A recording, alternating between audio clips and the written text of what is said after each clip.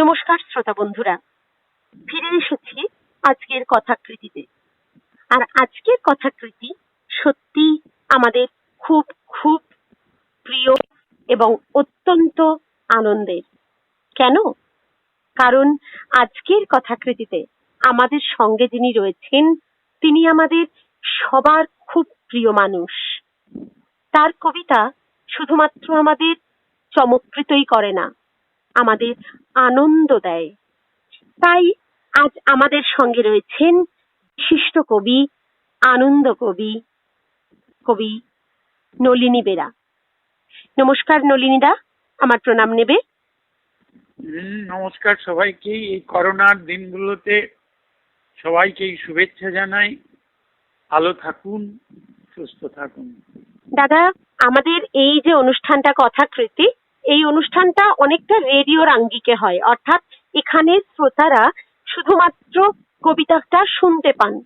তো এই যে রেডিওর আঙ্গিকে একটা অনুষ্ঠান, বর্তমান এই সোশ্যাল সাইটে যেখানে অনেক লাইভ অনুষ্ঠান হচ্ছে টেলিভিশনের যুগে, তো আমি একটু প্রথমেই জানতে চাই যে এই রেডিও বেতার, এটা তোমার কাছে এখন কি সেরকম কোনো গুরুত্ব রাখে? যদি রেখে থাকে কতটা? দেখো, আমাদের গ্রাম বাংলা বলতে তো কথাটাই আছে, গ্রাম বাংলা। আমাদের এই বাংলা তথা বৃহত্তর বাংলা অনেকটা জায়গা জুড়ে, এর অনেকটা জায়গায় এখনো প্রত্যন্ত অঞ্চল, যেখানে এই ইলেকট্রনিক্স মিডিয়ার হয়তো অনুপ্রবেশই ঘটেনি, কিন্তু সেখানে কেবলমাত্র রেডিও এখনো বাজে। রেডিওর যে সমস্ত প্রোগ্রাম এফএম এ হয়, সে সমস্ত প্রোগ্রাম সেই সমস্ত অঞ্চলের মানুষজন এখনো শোনেন। আর বেতার তো আজকের নয়, দীর্ঘ দীর্ঘ একটা আবিষ্কার, যার মধ্য দিয়ে আমরা আমাদের কথাগুলো অনেক দূর অব্দি পৌঁছে দিই, অথচ কেউ কাউকে দেখতে পায় না, কিন্তু আমাদের কথাগুলোকে অনেক দূর অব্দি পৌঁছে দিতে পারি। সুতরাং এই যে কবিতা পাঠ বা কবিতা বিষয়ক আলোচনা বা সাহিত্য বিষয়ক আলোচনা, এগুলো ঠিক রেডিও আঙ্গিকে শ্রোতার কাছে পাঠিয়ে দেওয়া, পৌঁছে দেওয়া, এটা একটা অভিনব প্রচেষ্টা। এর জন্য অবশ্যই উদ্যোক্তাদের আমি সাধুবাদ জানাচ্ছি। ভারী সুন্দর একটা প্রচেষ্টা। অনেক ধন্যবাদ দাদা। তোমার কাছ থেকে এটুকু শুনে যে বেতার এখনো পর্যন্ত মানুষের জীবনে অনেকটাই গুরুত্বপূর্ণ, অনেকটাই জায়গা জুড়ে আছে। এবং সব থেকে বড় কথা, তোমার জন্ম তো সম্ভবত 1952 সালে, আমরা অনেকেই ছোট, আমি 1980 সালে জন্মেছি। আমাদের ছোটবেলাটাও কিন্তু ওই রেডিওর সাথেই জড়িয়ে আছে। ঠিক ঠিক, এখনো গ্রামাঞ্চলে বললাম তো রেডিওই আসল। হ্যাঁ শ্রোতা বন্ধুরা, কথাকৃতির মঞ্চে আজ রয়েছেন কবি নলিনী বেরা। তার উপন্যাস সুবর্ণ রেণু সুবর্ণ রেখা, আমরা সবাই জানি আমাদের জীবনে এই উপন্যাসটা কতটা গুরুত্বপূর্ণ। কারণ এই সুবর্ণ রেণু সুবর্ণ রেখা আমাদের নতুন দিগন্ত খুলে দেয়। আনন্দ পুরস্কারে সম্মানিত হন তিনি, আমাদের কবি। আজ আমরা কবির কণ্ঠে শুনে নেব তার কবিতা, তার কথা, তার আলোচনা। তাহলে আমরা শুরু করি। দাদা, আজকের অনুষ্ঠানে প্রথম তুমি কোন কবিতা শোনাবে? আমি যেহেতু আজকে মহাপঞ্চমী বোধ হয়, মহা শব্দটা অনেকেই আপত্তি করছেন, কারণ এমন একটা দুর্যোগের সময়, যে সময় আমাদের একেবারেই ঘরের উৎসব যাকে বলে মহোৎসব, এটাকে আমরা ঠিক মতো উদযাপন করতেও পারছি না, উপভোগ করতেও পারছি না, যেহেতু একটা অতিমারীর সংকটকাল চলছে, যার দরুন এটাকে মহাপঞ্চমী, মহাষষ্ঠী, মহাসপ্তমী নামে যে আখ্যায়িত করা হতো, সেটা আর এখন অনেকেই পছন্দ করছেন না। তবু বলি, এই মহা পঞ্চমীর দিনে কাল ষষ্ঠী, আগামীকাল ষষ্ঠী। হ্যাঁ, ষষ্ঠীতে মানে মা দুর্গা, যাকে আমরা আবাহন করে নিয়ে আসি, তিনি বেলতলাতে থাকেন, সেখান থেকে তাকে বেল বরণ করে নিয়ে আসা হয়। গ্রামাঞ্চলে বেল বরণ কথাটা খুবই প্রচলিত। আচ্ছা। মাকে বেল তলা থেকে বরণ করে নিয়ে আসা হয়, তাই বেল বরণ। আমি বেল বরণ নামেরই একটি কবিতা দিয়ে শুরু করছি। আচ্ছা। কত দূরে আছো সুবর্ণ রেখা, হাত বাড়িয়েও ছুঁতে পাচ্ছি না, অথচ তোমার জল ছল ছল উঠে আসে রোজ আমার উঠোনে। বালি হাঁস উড়ে গেলে পদচিহ্ন পড়ে থাকে তোমার বালিতে। এদিকে ডুলুং নদী, কাতা ধারে তার নিরবধি রোহিণী গ্রাম। শ্রীমদ গোপীজন বল্লভ দাস কবি ভনে রসিক মঙ্গল। ললিতা সখী নীতি নীতি নিতে আসে ফেলে যাওয়া রাধার ঘুঘুর। এমতই দৃশ্যপট বাঁধা গোপী বল্লভপুরে এখনো কাঁদিছে রাধা। এবার পুজোয় রোহিণী গড়ে কথা ছিল যাওয়ার, যেতে পারিনি। মণ্ডপে মণ্ডপে নাকি গাওনা হয়েছিল কমলে কামিনী। কি যে বলো, পূর্বাপর ভুলে গেছি সব। কাকে বলে এক মেটে দো মেটে, চক্ষুদান বেলবরণ, উড়াল ঘূর্ণি কলা বউ ইত্যাদি ইত্যাদি। রোহিণী, মেদিনীপুর কত আর দূর, যেতে পারি যেতে পারি, যে কোনো দিন চলে যেতে পারি। যেমত কালের কলস ভেঙে গড়াই দিন, গড়িয়ে যায় রাত।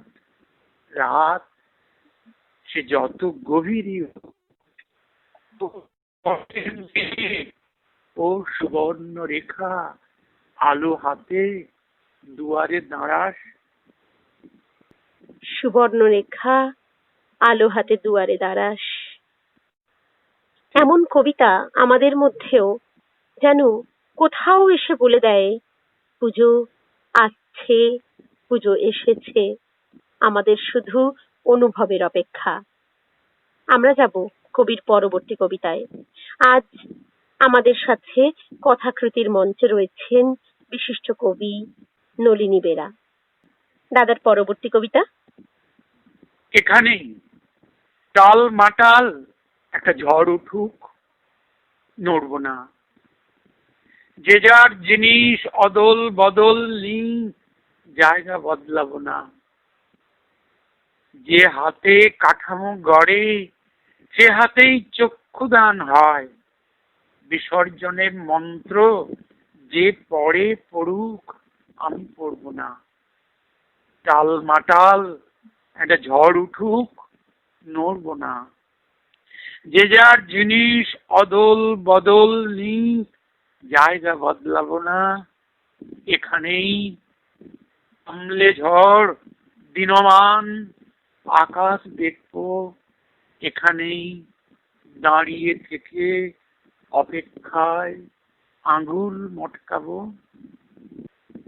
ঝড় ওঠে উঠুক, কবির কলম ঝড় তুলতে জানেও। তাই এক ঝড় আরেক ঝড়ের সামনে দাঁড়িয়ে আমাদেরকে দেখিয়ে দেয় ঝড়ের গভীরত্ব কতটা। আমরা যাব দাদার পরবর্তী কবিতায়। দাদা, এর পরের কি কবিতা পড়ছো? এরপরে আমার নিবেদন চন্দ্র পূজা। কবিতা চন্দ্র পূজা। হ্যাঁ, কবিতার নাম চন্দ্র পূজা। ছিটকিনি খুলে দাও, এই দণ্ডে পিছল জোছনায় থুবড়ে মুখ। শুয়ে রব ঘাসে, ডোবাবো শিশিরে জুয়া যদি দাও, খুলে দাও তবে। চাঁদ এসে নুয়ে পড়ে গ্রিলে, থাবড়ায় নখরে ডাকে আয়, চলে আয়। কাকে ছেড়ে কোথায় জড়াবো? কি আছে আমার বলো এইটুকু শেষ হয়ে গেলে? খালিকা উদম পা ছিঞ্ছাতুর করে নদী জলে মিশে পাথর পাথর হয়ে গড়াতে গড়াতে যাব। যদি ছিটকে উঠে ভেঙে পড়ি জলে, তর্পণে তোলো ছিটকিনি খুলে দাও। এই দণ্ডে পিছল জোছনায় থুবড়ে মুখ শুয়ে রব ঘাসে, ডোবাবো শিশিরের জুয়া। বলো হে নলিনী বলো, ডাক দিলে নিরজনে ওই চাঁদ কি হবে উপায়? বলো হে নলিনী বলো, ডাক দিলে নিরজনে ওই চাঁদ কি হবে উপায়? মরণ চুয়ায় উড়ে ঘুরে পড়ে আলো, ছায়াকার পড়ে পাতা পুষ্প, পড়ে অঞ্জলি তোমার, জলাঞ্জলি করো পুটে, দাও ঝাঁপ দাও দাও মোহ গর্তে মহাগর্ভে, সে দিও থেকো না, কেটে যায় প্রহরে প্রহর। উঠে এসো এই বেলা, বেল পত্র নাও, বলো এতৎ পত্রাঞ্জলি ওই। শূন্যে উড়ে যায় ধূম, পড়ে থাকে ঠুনকো সরা, ভোগের মালসাটি। এসো হে এসো হে নলিনী, ছিঁড়ে খুঁড়ে দড়ি দড়া অযুত অর্গল। এসো তুমি চাঁদকে মাথায় নিয়ে মাঠে হরিদাস, আর তুমি দৌড়তে পারো না। আহা, প্রত্যেকটা কবিতা আমাদের স্তব্ধ করে দেয়। আর এই স্তব্ধ হবার জন্যই বোধহয় কবি এমন ভাবে ভাবতে পারেন আমাদের জীবন থেকে জীবনাতীত যে পথ চলা, তাকেও কবি তুলে আনেন তার কবিতায়। আমরা আবার ফিরবো কবির কবিতায়, তার আগে আমরা একটু আলোচনায় যাব। দাদা, হ্যাঁ হ্যাঁ, আলোচনাই হোক। একটু জিজ্ঞেস করি তোমাকে, এই যে দীর্ঘ লকডাউন এবং এই রকম একটা সামাজিক পরিস্থিতি, প্রত্যেকেই প্রায় ভীত, এবং এরকম পরিস্থিতিতে প্রচুর পরিমাণে আমাদের অবসর ছিল, কিন্তু এই অবসরটা কি সত্যি সৃষ্টিশীল অবসর? কারণ আমরা বরাবর জেনে এসেছি যে একটা অবসর কবির জীবনে অনেকটাই কাজে লাগে এবং কবিরা অবসর পেলে সেই সময়টাকে তার সৃষ্টির মধ্যে নিয়োজিত করে। কিন্তু এই অবসরটায় তুমি কতটা সৃষ্টির মধ্যে থাকতে পেরেছো একটু জেনে নেব। না না, এ বড় সুখের সময় নয়, সত্যি সত্যি এ বড় সুখের সময় নয়। একটা সারা পৃথিবীতেই বলতে গেলে নির্বান্ধব পরিস্থিতি, চারদিকে একটা থমথমে ভাব। সৃষ্টিশীল মানুষজনেরা তখনই সৃষ্টি করতে পারেন যখন তার হৃদয় আনন্দে থাকে, মগ্নতায় থাকে, যখন সৃষ্টির আনন্দেই সে মগ্ন থাকে। কিন্তু এ তো চারিদিকে একটা নিরানন্দের আবহাওয়া, এর মধ্য থেকে নতুন সৃজন বড় কষ্টের। আমরা যেন একটা অবসাদেই ভুগছি, চারদিকে একটা অবসন্ন জিন ধরে আসা ভাব, কখন কি হয় মনের মধ্যে একটা উৎকণ্ঠা। তাই বলি এ বড় সুখের সময় নয়। যেন কোথাও একটা নিহিত পাতাল ছায়া, কোথাও যেন একটা মেঘ জমে আছে, চারদিকে একটা অস্পষ্টতা, মনে হৃদয়ে বাইরে অন্তরে সর্বত্রই যেন একটা অস্পষ্টতা। কি হয় কি হয়, কবে যে এই দুঃসময় কাটবে। সুতরাং এইরকম একটা দুশ্চিন্তাগ্রস্ত অবস্থায় সৃষ্টিশীল মানুষ নতুন কোন সৃষ্টির কথা ভাবতেই পারে না। যদিও সে সৃষ্টি হয় অনেক কষ্টে সৃষ্টি, তার মধ্যে সচ্ছলতা থাকেই না। হ্যাঁ, এটাই কথা যে আমাদের ভিতর থেকে যখন একটা বাধা, একটা ভয় আমাদেরকে বারবার আটকে দেয়, তখন আমরা সৃষ্টির কথা ভেবেও হয়তো এগোতে পারি না। এটা একটা কথাই আছে, সৃষ্টি সুখের উল্লাস। হ্যাঁ, সৃষ্টি এই সুখের উল্লাস। উল্লাস কোথায়? কিন্তু উল্লাস নয়, এতে যেন একটা নিধন যজ্ঞের আয়োজন। কত চেনা পরিচিত মানুষজন ছেড়ে চলে যাচ্ছেন আমাদের, দূর ঠিক। দূরান্তের থেকে খবর আসছে কোনো অশুভ সংবাদের। সুতরাং এই যে কি দিন, কি যে কাল, নিরবধি যদি এরকম চলতে থাকে তাহলে আমরা কোথায় গিয়ে দাঁড়াবো? সত্যি হ্যাঁ, একটা ঠিকই। অস্বস্তি। কিন্তু তার মধ্যে থেকেও দাদা আমাদের তো আলো খুঁজে নিতে হয়, আর কবিতা আমাদের কাছে বোধহয় একটা আশ্বাস। অবশ্যই জীবন মানেই তো একটা আশ্বাস, এটা নতুন দিনের স্বপ্ন দেখার একটা আশ্বাস। সুতরাং ঠিক। আমাদের ভাবতে হবে আবার নতুন করে কিভাবে আমরা নিজেদের মধ্যে ফিরে পাবো, নিজেদের একটা এই নির্বান্ধব পরিস্থিতি, কারো মুখ দেখতে পাচ্ছি না, কারোর সঙ্গে মুখোমুখি কথা বলতে পারছি না।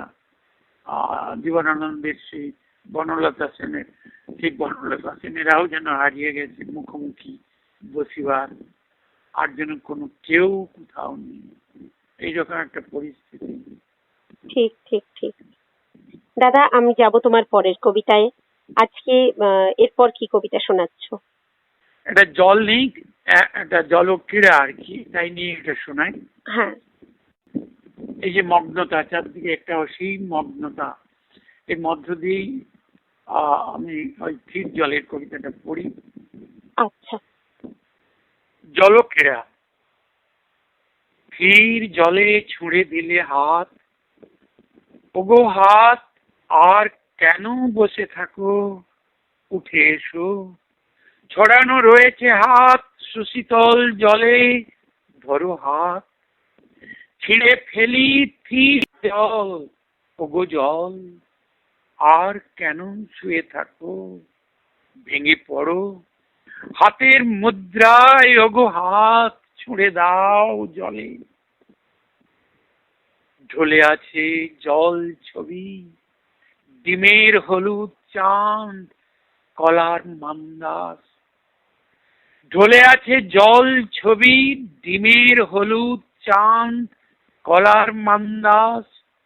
ঝুড়ো বাঁশ পাতা কান্নিক মেরেছে জলে, উছুক ডুবুক জলতল ঢেকে।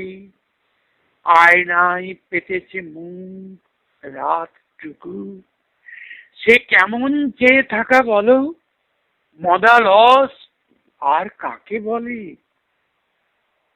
জলের ভেতরে জলেরও নিজস্ব খেলা আছে ক্রীড়ামন। জলের ভেতরে জলেরও নিজস্ব খেলা আছে ক্রীড়াময়। জল গুল্ম ভেসে যায়, মনোহর রাজহংস ডুবে গেলে উঠে আসে নদীর বুদবুদ। সে কেমন শত দল বলো, হেম বৃন্তে ধরে আছে প্রেক্ষাপট জলের বৈভব মালা। স্থির জলে ছুঁড়ে দিলে হাত, ওগো হাত, আর কেন বসে থাকো, উঠে এসো। ছড়ানো রয়েছে হাত সুশীতল জলে, উঠে এসো।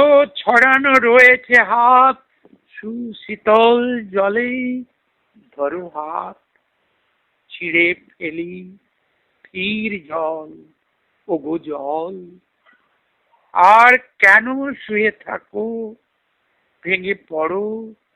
হাতের মুদ্রায় ওগো হাত, ছুঁড়ে দাও জলে। ওগো হাত, ছুঁড়ে দাও জলে। এমন কবিতা শোনার জন্য বারবার কবির কাছে ফিরতে হয়, কবি কণ্ঠের কাছে ফিরতে হয়। শুধু কবিতাই নয়, কবির প্রত্যেকটা কবিতা তার স্বাদ, যেন এক একটা শ্লোকের মতো। দাদা, আমি তোমাকে একটা কবিতা শোনাই। হ্যাঁ হ্যাঁ, অবশ্যই অবশ্যই। এই কবিতা শোনার পর আমি তোমাকে একটা প্রশ্ন করব, তোমাকে বলতে হবে এই কবিতার কবি কে। আচ্ছা আচ্ছা। কবিতা ম্রিয়মাণ রোদ্দুরের দিকে। রোদ পায় হেঁটে যায় সুখ, সারাদিনের মেয়েরা আর অ আ ক খ। কিরকম রোদ ছেড়ে এ সময় রোদের কিনারে যাচ্ছি। আজকাল রোদে গায়ে সোনার হরিণ লাফায়। কেউ কি শরৎকালের মাস দেয়ালে টাঙায়, না হয় হাওয়ায় সানাই দিঘির জলে জল বীজ ফাটে। দেখো, দুপুরে দইতা নারী খেতে এসেছিল লাল শাক। আজকাল কি ভীষণ তৃপ্তিহীন আমার বিকেল। যে যায় রাস্তার পিছে ম্রিয়মাণ রোদ্দুরের দিকে, স্বজন সান্নিধ্য তারা ঠিক পাবে। আমার ভীষণ ইচ্ছা করে যেন কথা কয়ে উঠি, যে হও গায়ের লোক, বলো মা কেমন আছে। বাহ, ভারী ভালো পড়লে। ললিন কুমিয়ালের কবিতা। শ্রোতা বন্ধুরা, আমি দাদার কবিতাই পাঠ করে শোনালাম, গঙ্গা জলে গঙ্গা পুজো। দাদা, তোমার পরবর্তী কবিতায় যাব। এবারে আমাদের ভারতবর্ষ নিয়ে আমি একটা কবিতা শোনাই। কবিতার নাম ভারতবর্ষ। আচ্ছা। মনে পড়ে, মনে পড়ে, মনে পড়ে, খুবই মনে পড়ে, যা কিছু সব মুখস্থ গড়ে, জল পড়ে, পাতা নড়ে, আজন্ম আসই সব। মনে পড়ে, মনে পড়ে, মনে পড়ে, খুবই মনে পড়ে, যা কিছু সব মুখস্থ গড়ে, জল পড়ে, পাতা নড়ে, আজন্ম আসই সব। ভূত ও ভূতের বাপ কুপিয়ে কোদাল মাটির দেয়াল ঘর তোলে। আমাদের বাড়ির পশ্চিমে লতানো শিমের ফুল পুষ্প দোলে। আমি ছোট, গায়ে তাই ধুতির চাপকান, আর সব হি হা। আমি ছোট, গায়ে তাই ধুতির চাপকান, আর সব হি হা। হিম ঠান্ডা পৌষ মাইশর, কাঠ পাতা কুড়িয়ে আমার মা আমাদের ঘরে আজ আগুন আয়োজন। না হোক খাওয়া ভাত, আগুন ধুনির চারপাশে খাওয়া হবে আঁচ, সেকা হবে হাত। আগুন ধুনির চারপাশে খাওয়া হবে আঁচ, সেকা হবে হাত। আমাদের বাপের মা অঞ্জনা ব্রেকেটে রূপসী বুড়ি থুতথুড়ি, কখন যে ঢুকেছে মাঝু ঘরে, মাচান তলে বোধহয় বছর 20। আমাদের বাপের মা অঞ্জনা ব্রেকেটে রূপসী বুড়ি থুতথুড়ি, কখন যে ঢুকেছে মাঝু ঘরে, মাচান তলে বোধহয় বছর 20। বাপ বলে তারও বেশি, যেবার ঘোড়ার লেজে সরিষার দানা ছড়াতে ছড়াতে কাহিনীও শেষ, আর জেগে কখনো উঠবে না। সীমাচান তলে পারত পক্ষে আমি তো ঢুকি না। আমার বাপের মা মরে গিয়ে ভূত হয়ে আছে, লোকে বলে ঘর ঘূর্ণি ভূত। আহা, ঘর ঘূর্ণিভূত ঘরে থাকে, ঘরের ভেতরে থাকে, ঘুরে ঘুরে থাকে। ঘর ঘূর্ণিভূত ঘরে থাকে, ঘরের ভেতরে থাকে, ঘুরে ঘুরে থাকে। ঘুরলে বছর উধাও ঘূর্ণিভূত, সে ঘরেই ফাগুর বনকে। গো মহাভূত, গরুর মুখের মতো মুখ যার, থাকে সে উত্তরে। গো মহাভূত, গরুর মুখের মতো মুখ যার, থাকে সে উত্তরে। দক্ষিণে নদীতে যাবার পথে ফেলে রাখি কাগজ কুচি, প্রত্যুত্তরে সে যেন আমাকে বলে ভূতেদের স্বরে, কাল এসো। সে যেন আমাকে বলে ভূতেদের স্বরে, কাল এসো। ভোর ভোর খোকা, কাল এসো। ভোর ভোর খোকা, পাবে তুমি কাগজ কুচির বিনিময়ে 6 টাকার নোট থোকা থোকা। নদী দহে, কালী দহে, আমাদের রূপ কাকা, আমাদেরই কালী কাকা। নদী দহে, কালী দহে, আমাদের রূপ কাকা, আমাদেরই কালী কাকা। মেয়ের বিয়ের যৌতুক প্রার্থনা করে হাপিত্যেশ বসে থাকে ঠাঠা। কখন উঠবে দহের ভূত, হাতে নিয়ে সোনা দানা, বাক্স পেটারা। এভাবেই এভাবেই মানুষ আমরা, আমাদের যাবতীয় আশা ও প্রত্যাশা। ছেঁড়া গেঞ্জি, তালি মারা শার্ট, এভাবেই কেটেছে বছর মাস। ভূতেদের ছাপানো নোট, কিংবা ধরো ভূতেদের দেওয়া উপহার, এই নিয়ে মোটের উপর আমাদের ছাপটা সংসার। ভারতবর্ষ, ভারতবর্ষ ভূতের বাপের নাম, আমরা ভূতের ছানাপোনা। ভারতবর্ষ ভূতের বাপের নাম, আমরা ভূতের ছানাপোনা। শুধুমাত্র কবিতা নয়, কবিতার মধ্যে একটা জলজ্যান্ত গল্প, যে গল্পটা সাধারণ মানুষের জীবনের একটা আটপুরে গল্প। এই আটপুরে গল্পটা যেখান থেকে শুরু হয়ে আর যেখানে গিয়ে থামে, সেটাই এই ভারতবর্ষের সীমানা।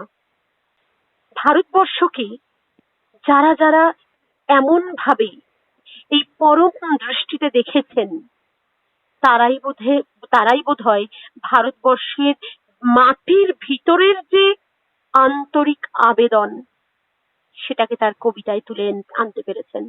আর শ্রোতা বন্ধুরা, আজকে আমরা যে কবিতাটা শুনলাম কবির কণ্ঠে, সেখানে বোধহয় ভারতবর্ষের মাটির এই আত্ম আবেদন সব থেকে বেশি। দাদা, আমি তোমাকে একটা কবিতা শোনাই। হ্যাঁ, অবশ্যই অবশ্যই। হ্যাঁ, কবিতাটা শোনাবো এবং কবিতাটা শুনিয়ে তোমার কাছ থেকে একটু জেনে নেব এই কবিতাটা সম্পর্কে। এই কবিতাটার পিছনে একটা ছোট্ট গল্প আছে, সেটা সতীনাথ ভাদুড়ী মঞ্চ। সেই সতীনাথ যার লেখা ঢোড়াই, চরিত মানস, ঢাঙর টোলার কথা ইতিহাস হয়, কাটোয়া বইমেলাও অষ্টাদশী হয়। খড়ি দিয়ে এই কথা লিখে দিল, যে মুহূর্তে আশা হরিজন, আমরা সর্বজন নত মাথা, বিনীত হৃদয়, সাবালক হই। এর চেয়ে আর কি চাই? তুষার পণ্ডিত প্রবর কৃতজ্ঞতায় কবিতায় লিখে গেল নলিনী সবর। দাদা, হ্যাঁ, বলো বলো। এই কবিতায় তুমি তোমার নামটাকে খুব সুন্দর করে ব্যবহার করছো এবং তোমার বেশ কিছু কবিতা আছে যেখানে কিন্তু নাম ব্যবহার হয় এবং এই রীতিটা প্রাচীন রীতি। আগেকার দিনে বিভিন্ন শ্লোকে বা কবিরা যখন লিখতেন, এমনকি আমরা অনেক গানেও দেখতে পাই সেখানে কবিরা তাদের কিন্তু নাম ব্যবহার করতেন। এই রীতিটাকে তুমি কিন্তু তোমার কবিতাতেও অনেক ক্ষেত্রে ব্যবহার করেছো। ঠিক ঠিক। তো আমরা একটু জেনে নেব যে এই এই কবিতার পিছনে যে গল্পটা আছে তোমার মুখ থেকে একটু শুনতে চাই। আসলে পণ্ডিত প্রবর মানে তুষার পণ্ডিত হুম হুম খুবই নামকরা লোক। হুম বর্ধমান জেলার কাটোয়াতে বাড়ি। তো সেবার প্রতি বছরই ওদের ওখানে বইমেলা হয়। হ্যাঁ সেবারটাও ছিল বইমেলায়। শুধু বইমেলা নয়, তার সঙ্গে লিটিল ম্যাগাজিন মেলা, দুটোই জোড়া থাকতো। হ্যাঁ তো সেই সময়কার বইমেলা সত্যি সত্যি একটা যেন মানে উৎসাহ, চারদিক থেকে লিটিল ম্যাগাজিনের স্টল নিয়ে আসা একটা উৎসব, একটা মহোৎসবের মতো। তো সেই সময়টাতে আমিও আমন্ত্রিত ছিলাম কাটোয়া শহরে। এবং ওই সতীনাথ ভাদুড়ী মঞ্চেই তুমি আমন্ত্রিত ছিলে। এবং মঞ্চটার নাম ছিল সতীনাথ ভাদুড়ী মঞ্চ। এই মঞ্চে উঠে আমি প্রায় মুখে মুখেই কবিতাটা বলেছিলাম। তুষার পণ্ডিতকে নিয়েই, তাকে জড়িয়েই কবিতাটা আমি বলেছিলাম। তা সেই কবিতাটা পরে তুষার এই কিছুদিন আগেও সেটা ফেসবুকের মাধ্যমে আবার সামনে নিয়ে এসছে সবার, সামনে নিয়ে আসে সবার, এবং সেটা বেশ বিস্তৃতি লাভও করে এবং কবিতা হয়ে যায় তখন। তো সেইভাবেই এই কবিতাটার পেছনে ওই গল্পটাই ছিল আর কি। একদম। এবং এই শ্রোতা বন্ধুরা, কবির কণ্ঠে আমরা যখন কবিতার পিছনের যে ছোট্ট ইতিহাসটা শুনতে পাই তখন কিন্তু আমরা মনে হয় কবির সঙ্গেই ছিলাম সেই সময়টা, আমরাও আসলে সেই জায়গায় পৌঁছে যাই। আমরা পরবর্তী প্রশ্নে যাব। দাদা, আমি একটা প্রশ্ন করব তোমাকে। বর্তমানে ফেসবুকের দৌলতে, সোশ্যাল সাইটের দৌলতে আমরা কিন্তু প্রচুর কবির প্রচুর লেখা পাই। আমি কবিতা পাই বলছি না, লেখা পাই। তার মধ্যে দাদা, সব কবিতাই কি কবিতা হয়ে ওঠে বা সব লেখাই কি কবিতা হয়ে ওঠে? আর বর্তমান যারা লিখছে তাদের জন্য, তাদের কবিতাকে কবিতা করে তোলবার জন্য কি কি করণীয় বলে তুমি মনে করো? একটা কথাতেই আছে, আমাদের মহান কবি বলেও গেছেন, সবাই কবি নয়, কেউ কেউ কেউ কবি।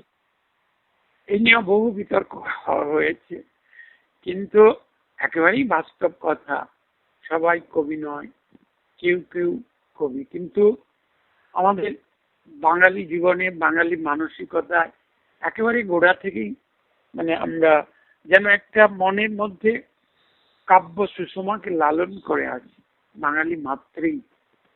কারণ আমাদের সাহিত্যের সূচনাও তো কবিতা দিয়েই।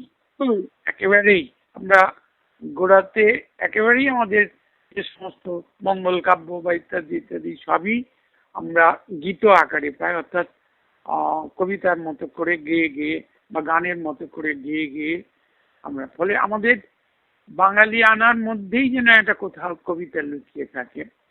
সুতরাং সেই অর্থে হয়তো সবাই কবি, কিন্তু যে সমস্ত কবিতা মুদ্রিত হয়, লিখিত হয়, কবিরা উচ্চারণ করেন, সেগুলো অনেক সময় কবিতা হয়ে ওঠে না।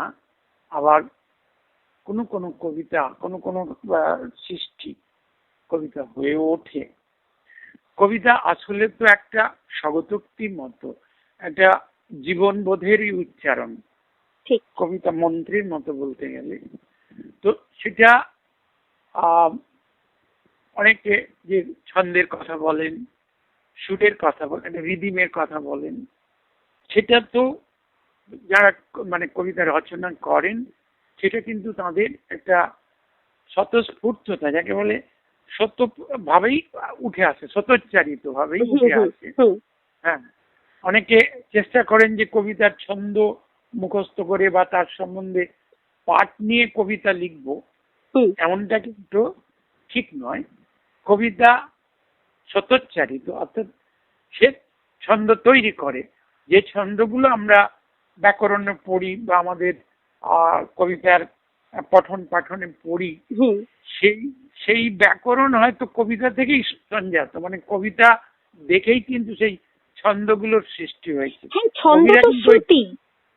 হ্যাঁ হ্যাঁ, কারণ কবিরা ওই ছন্দ মুখস্থ করে কবিতা লেখেন। এবারে আবার কেউ হয়তো তার ওই উচ্চারণের মধ্য দিয়ে নতুন ছন্দেরও হয়তো আবিষ্কার করতে পারেন, যেটা কবিতা বিশারদেরা বা কবিতা সমালোচকেরা তার মধ্য থেকে খুঁজে বের করে আনবেন। কিন্তু কবিতা একটা উচ্চারণ এবং সেটা শত উচ্চারণ মানুষের একবার বোধ থেকে একটি নির্মিত হয়ে আছে। ফলে সব কবিতা কবিতা হয়ে ওঠে না। তবে শব্দই ব্রহ্ম বলা হয় এই অর্থে যে শব্দের প্রয়োগ সময় সময় এমন, এবং সেটাই যেন কবিতা হয়ে ওঠে। শব্দের সম্যক ব্যবহারটাই কিন্তু কবিদের একটা মস্ত বড় কি বলবো হাতিয়ার। ঠিক। তো যে কবি শব্দ প্রয়োগে, আমরা কবিতা বলতে বলতে হয়তো লোকায়ত শব্দকে সংগ্রহ করে তাই পুট করে দিলাম, তার মধ্যে ব্যবহার করলাম, অথচ সেটা কি চমৎকার ভাবে বিধৃত হলো এবং কি চমৎকার ভাবে ছন্দিত হলো। এই যে নানা রকম শব্দ চয়ন এবং শব্দের মধ্য দিয়ে কবিতার চিত্রকল্পকে ফুটিয়ে, কবিতা তো মূলত এক একটা চিত্র, যে চিত্রকল্প কবি রচনা করেন, ঠিক ঠিক। এক একটা চিত্রকল্প, এই চিত্রকল্পগুলোকে কবিতার অন্তর্দৃষ্টি দিয়ে নির্মাণ করেন।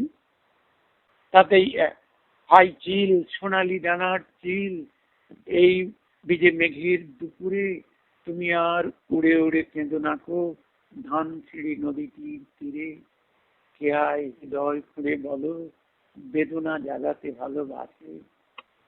তো এই যে লাইনগুলো হঠাৎ হতে হতে হঠাৎ অন্যদিকে বাঁক নিয়ে চলে যায়, একটা অন্য একটা দর্শনের কথা উচ্চারণ করে, মন্ত্রের মন্ত্র, এগুলোই কিন্তু কবিতা।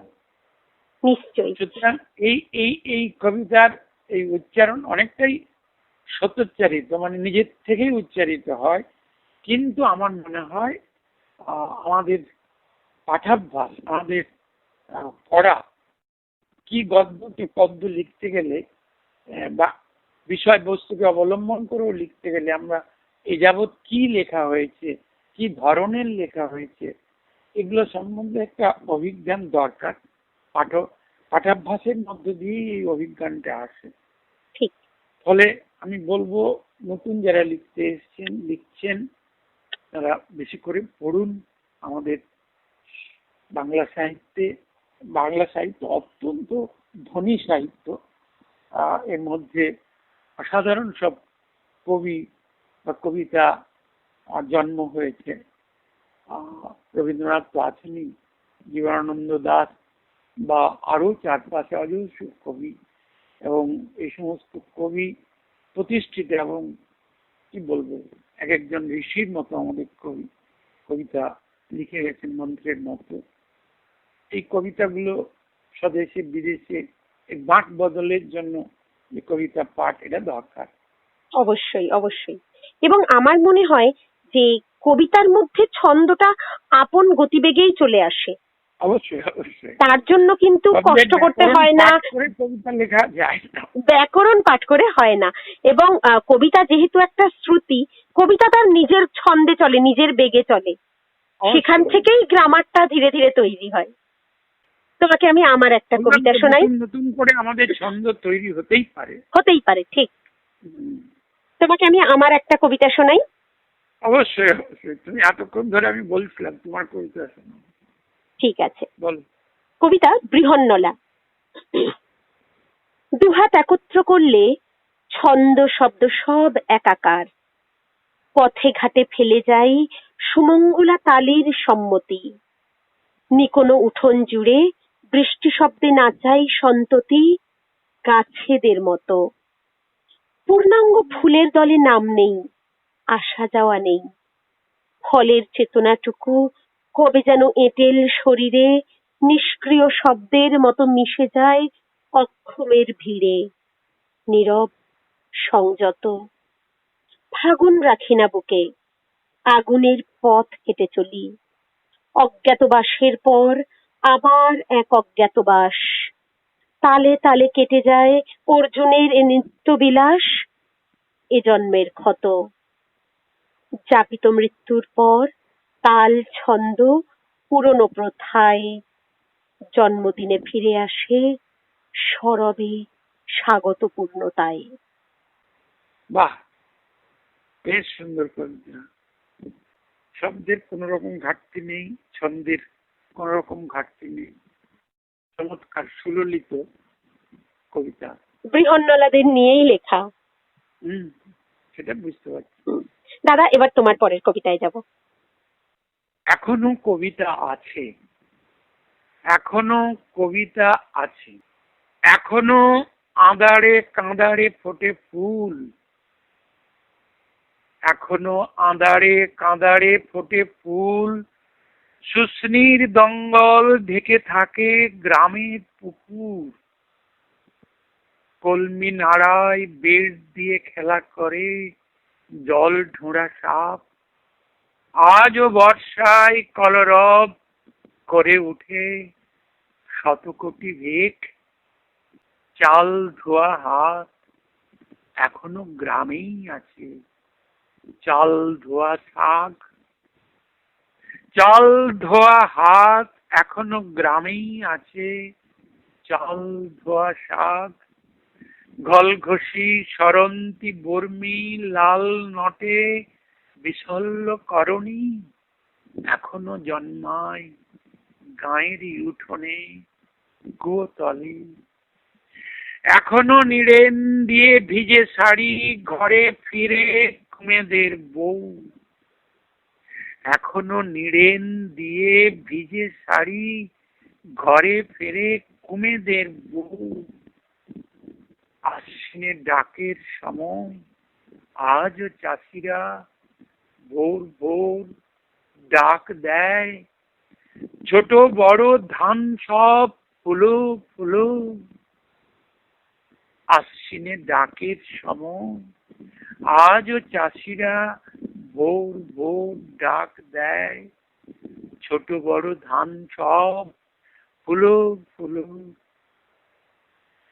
এখনো অনুরাগ যুবতী মেয়ে টুসু পুজো করে, খড়ের গাদায় ডেকে নিয়ে অনুদের টুনুকে তনু বলে, এই টুনু আমি খাবি, আমি যেমন খাস আদর করে ছমাসের নিজের ভাইপোকে, এখনো নদীর ঘাটে ডিঙি নৌকো বাঁধা থাকে, এখনো নদীর ঘাটে ডিঙি নৌকো বাঁধা থাকে, হেলে পড়া ডুমুরের শিকড়ে বাকড়ে এখনো রাখাল বাগাল বংশী বাজায় বটের মূলে, এখনো গ্রামের মানুষ পা দিয়েই হাঁটে, এখনো গ্রামের মানুষ পা দিয়েই হাঁটে,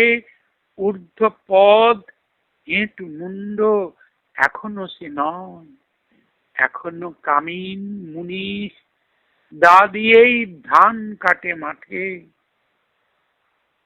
আজ খোকার বাপ সকাল সন্ধ্যায় আঁক দিয়ে বলে ওঠে, খোকা পড়তে বস, আজ খোকার বাপ সকাল সন্ধ্যায় আঁক দিয়ে বলে ওঠে, খোকা পড়তে বস, এখনো পরাণ জননী পদে, এখনো পরাণ জননী পদ শব্দে জেগে যায়, কে রে পরাণ এলি নাকি, আজও খোকার বাপ সকাল সন্ধ্যায় হাঁক দিয়ে বলে ওঠে, খোকা পড়তে বস, এখনো পরাণ জননী পদ শব্দে জেগে যায়। কে রে পরাণ, এলি নাকি? গ্রামে এখনো কবিতা আছে, গ্রামে এখনো কবিতা আছে। আসলে এখন কবিদেরই গ্রাম নেই। সাগর নারী, বরিশাল, দামুন্নার মতো।